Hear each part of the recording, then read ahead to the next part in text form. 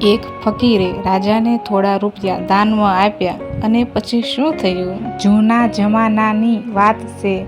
એક સામાન્ય માણસ હતો. બહુ ધનવાન પણ નહીં અને સાવ ગરીબ પણ નહીં. એ દાન ધર્મમાં ખૂબ જ માનતો હતો. એ કમાય એનો 20% હિસ્સો એ દાનમાં આપી દેતો હતો.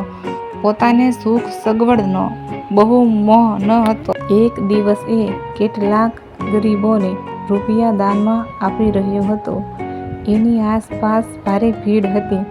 લોકો એક રૂપિયા માટે એની સામે હાથ લંબાવી રહ્યા હતા. એ માણસે બધાને એક તરફ ઊભા રાખી દીધા અને દાન આપવા માંડ્યો. એક પછી એક વ્યક્તિને એ દાન આપી રહ્યો હતો. ત્યાંથી એ નગરનો રાજા પસાર થયો. આ ફકીર જેવા માણસે રાજાને ઊભો રાખ્યો અને એના હાથમાં પણ રૂપિયાના સિક્કા મૂકી દીધા.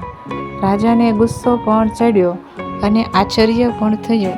રાજાએ ફકીરને ઊભો રાખ્યો અને પૂછ્યું, ભાઈ, તને ખબર છે હું કોણ છું?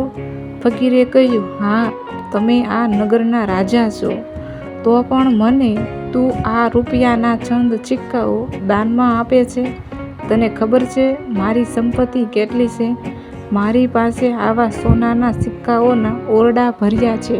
હું આ નગરનો જ નહીં પણ આસપાસના તમામ નગરનો ધનવાનમાં ધનવાન વ્યક્તિ છું. આ રીતે મને આ રૂપિયાઓ આપીને તે જાણી જોઈને મારું અપમાન કર્યું હોય એવું લાગે છે. આ માટે તને સજા કરવી પડશે. ફકીર જેવો માણસ બોલ્યો, આપની વાત સાચી છે. મેં જાણી જોઈને જ આ સિક્કાઓ તમને દાનમાં આપ્યા છે. કારણ કે આપને ભ્રમ છે કે તમે ધનવાનમાં ધનવાન વ્યક્તિ છો.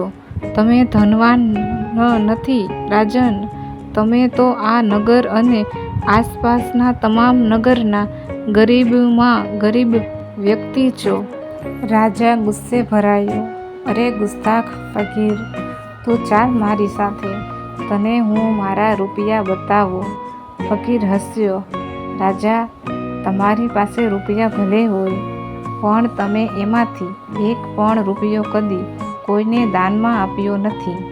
તમારી પાસે ભલે ગમે તેટલું ધન હોય પણ તમે હજુ તૃપ્ત થયા નથી એટલે તમે ગરીબ જ કહેવાવ. તમારી સંપત્તિ ગમે તેટલી હોય પણ તમને હજુ લોભ અને લાલચ છે માટે તમે ગરીબ છો.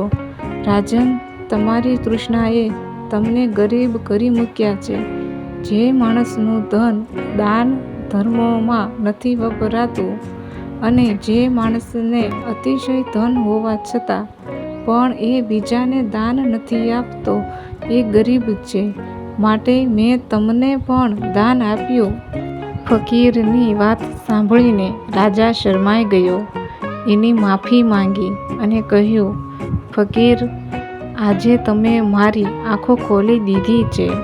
આજથી હું સંકલ્પ કરું છું કે ધનની લાલચ છોડી દઈશ અને દાન ધર્મમાં રૂપિયા વાપરીશ. ફકીર બોલ્યો, તો હવે તમે ખરા ધનવાન. દુનિયામાં લાખો કરોડો ગરીબો છે પણ આપણને દેખાતા નથી કારણ કે આપણને જોવાની ઈચ્છા નથી.